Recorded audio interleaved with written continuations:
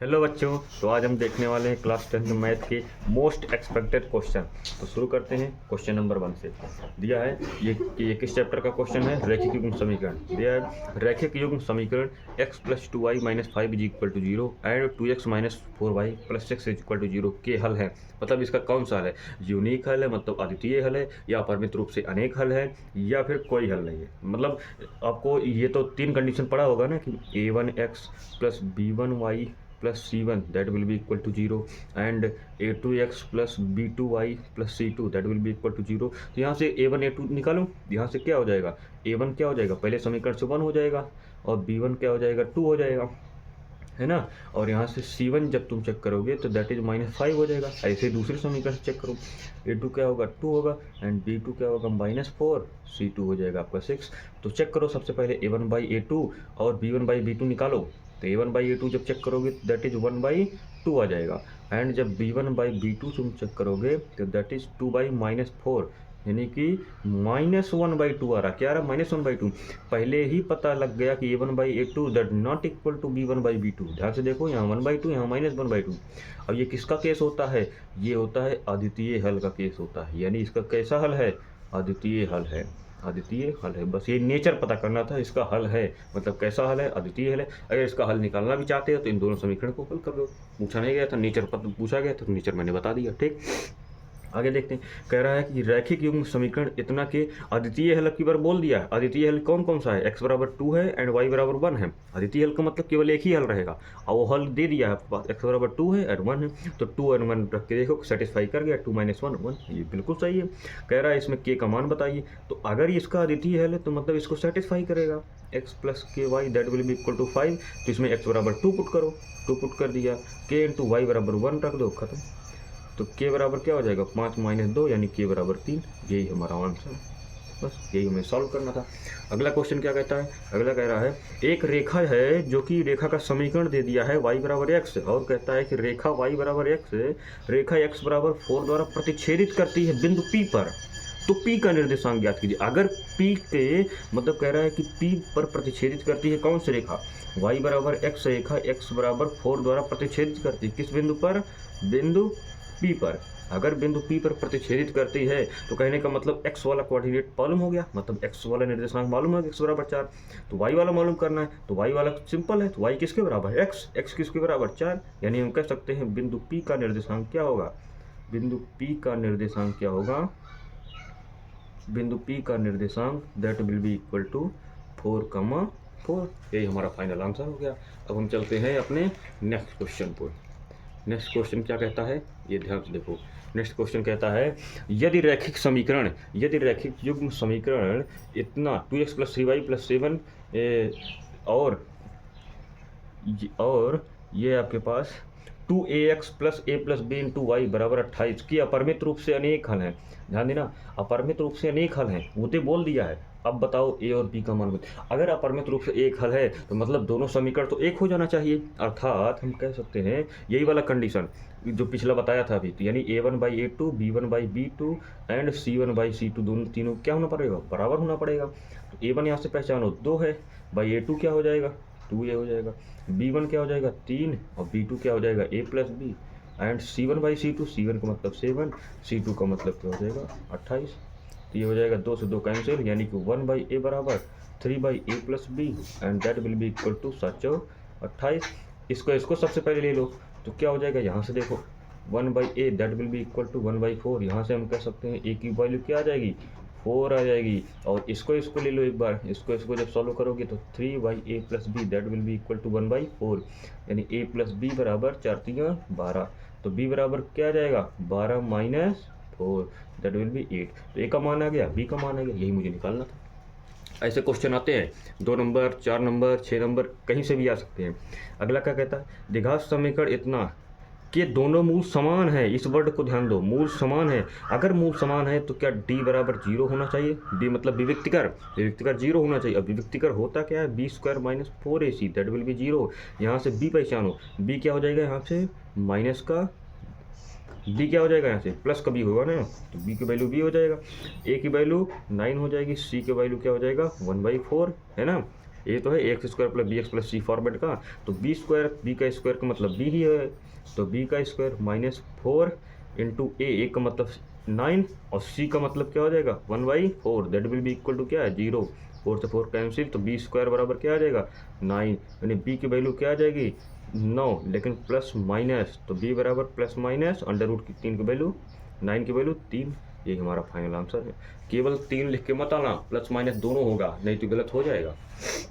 आगे कह रहा है कि किस मान के लिए द्विघात समीकरण 4x² - 12x - k = 0 के कोई वास्तविक मूल नहीं होना चाहिए।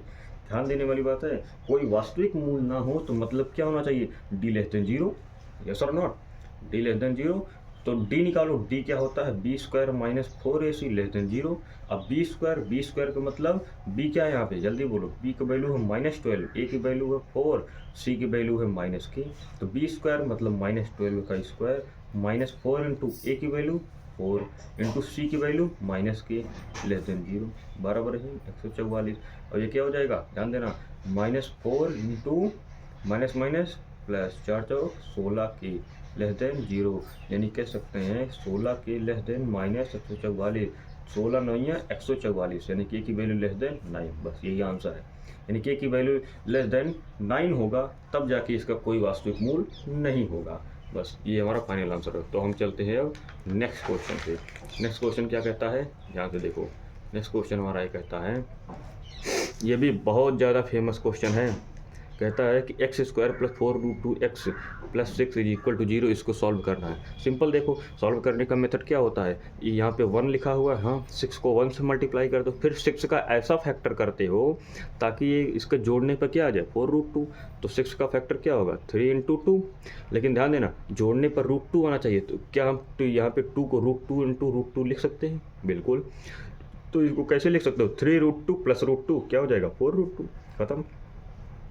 तो 4√2 के स्थान पे क्या लिख सकते हो, क्या हम इसको ऐसे लिख सकते हैं, बिल्कुल लिख सकते हैं, बराबर क्या हो जाएगा 0, ब्रैकेट खोल दो, तो क्या हो जाएगा 3√2x + √2x + 6 that will be equal to 0।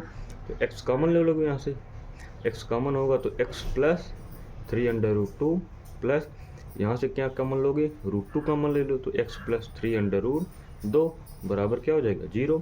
तो यानी कि x + √2 x + 3√2 that will be equal to 0।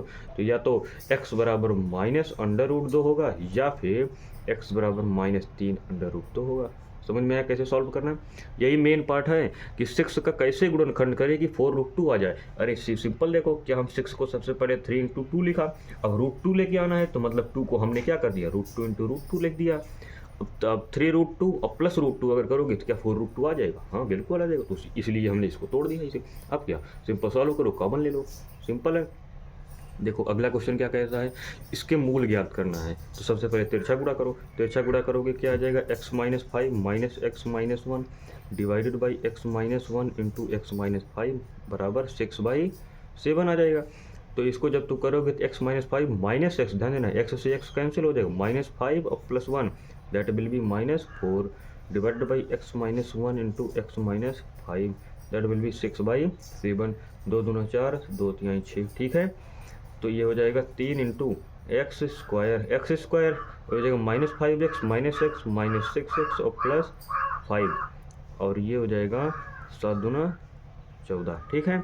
3x square, 3 × 18x, 3 × 5 15 और ये हो जाएगा 14 बराबर 0। तो जब नेक्स्ट अगला सॉल्व करोगे तो ये आ जाएगा 3x स्क्वायर -18x और 15 14 जोड़ दो, 5 4 9 1 1 2 that will be equal to 0। अब ये सिंपल आपके पास क्या है, एक द्विघात समीकरण है। अब द्विघात समीकरण है, द्विघात समीकरण है। मान लो अगर हमसे थोड़ा गलती हो गई होगी, मतलब इसका फैक्टर जैसे नहीं बन रहा है 29 का फैक्टर क्या हो जाएगा 29 × 1 बन ही नहीं रहा है, तो 29 × 3 करोगे, 29 × 3 करोगे तो नहीं बन रहा है, तो हो सकता है आपको सिद्धाचार्य फार्मूला लगाना पड़े, या तो हो सकता है कोई गलती हो, कोई दिक्कत नहीं, द्विघात समीकरण बन गया है, उसके बाद आप लोग सॉल्व कर लीजिएगा, ठीक, सिंपल से निकल आएगा। अगला क्वेश्चन देखते हैं। अगला क्वेश्चन क्या कहता है, एक आयताकार खेत है, आयताकार खेत हमने बना लिया। कहता है एक आयताकार खेत है, खेत का जो विकर्ण है तो छोटी भुजा, देख लो यहाँ पे क्या बात की है छोटी भुजा, तो हमने मान लिया माना छोटी भुजा क्या है, माना छोटी भुजा that will be equal to X. क्यों? क्योंकि एक आयताकार खेत का विकर्ण जो 60 मीटर अधिक है, किससे? आयताकार खेत की छोटी भुजा से। छोटी भुजा मैंने मान लिया कि यही एक्स है, तो कह रहा कि विकर्ण क्या होगा, तो विकर्ण क्या होगा, ध्यान देना, विकर्ण क्या होगा, इससे 60 मीटर अधिक है, तो मतलब x प्लस 60 हो जाएगी, है ना। और कहता है और यदि बड़ी भुजा छोटी भुजा से 30 मीटर अधिक है, तो छोटी भुजा से 30 मीटर अधिक है, यानी x प्लस 30 होगा। तो लिखो यहाँ पे बड़ी भुजा क्या हो जाएगी, बड़ी भुजा that will be x plus 30 metre.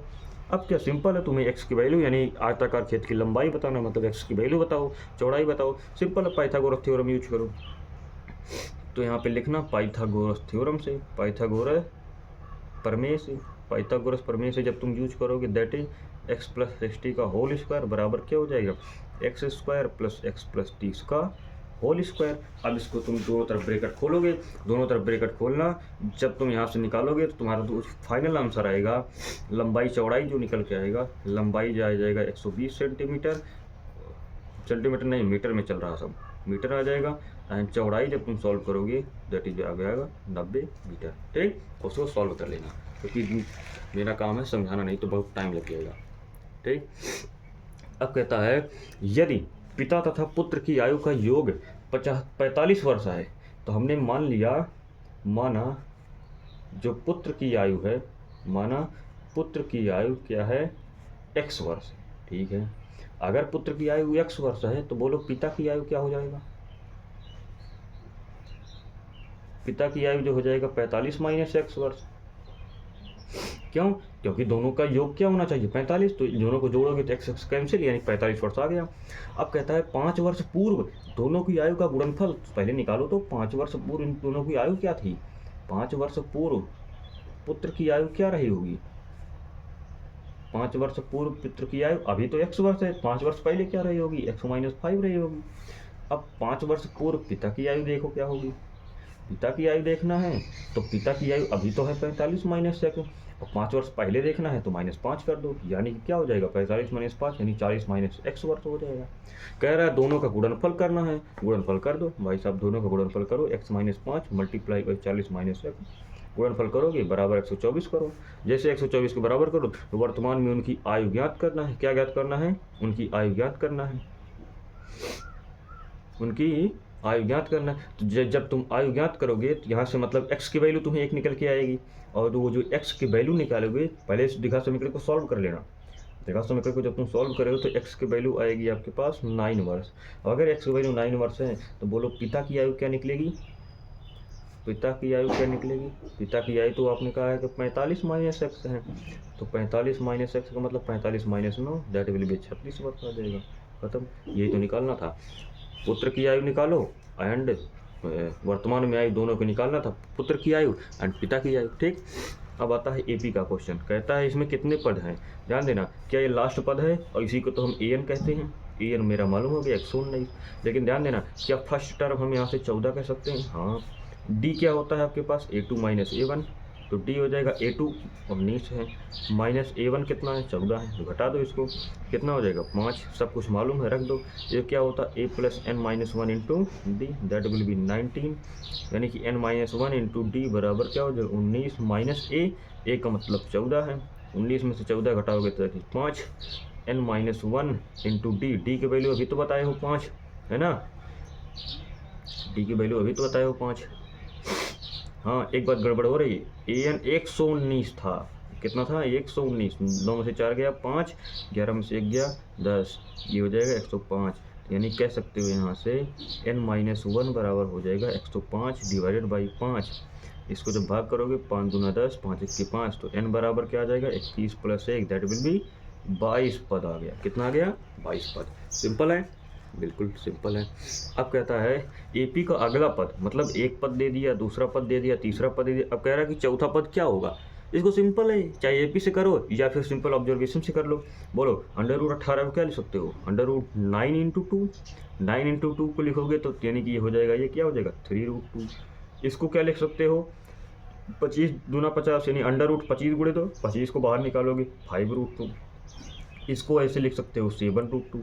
तो बोलो 3√2, 5√2, 7√2। देखो √2 समय सेम चल रहा है, और लेकिन 3 के बाद 2 जोड़ा 5 आ गया, 5 में 2 जोड़ा 7 आ गया, 7 में 2 जोड़ोगे 9 आ गया, खत्म। तो अगला पद क्या निकल के आएगा? सिंपल, अगला पद क्या निकल के आ गया? That is 9√2। यही आंसर है। अब या तो तुम एपी से करो या सिंपल ऑब्जर्वेशन से करो। तो 2 नंबर का सवाल है तो सिंपल ऑब्जर्वेशन से भी कोई दिक्कत नहीं है, आसानी रहेगा। अब चलते हैं अपने नेक्स्ट क्वेश्चन पे। नेक्स्ट क्वेश्चन मेरा क्या कहता है, ध्यान से देखो इसको। नेक्स्ट क्वेश्चन कहता है एपी के 25 पदों का योग ज्ञात कीजिए। मतलब मुझे निकालना है S25। क्या निकालना है? S25 निकालना, जिसका nवां पद दे दिया है। ध्यान देना, nवां पद दे दिया है। क्या an बराबर हमें पता है कि a + n - 1 × t ही होता है? बिल्कुल, 5 + 6, लेकिन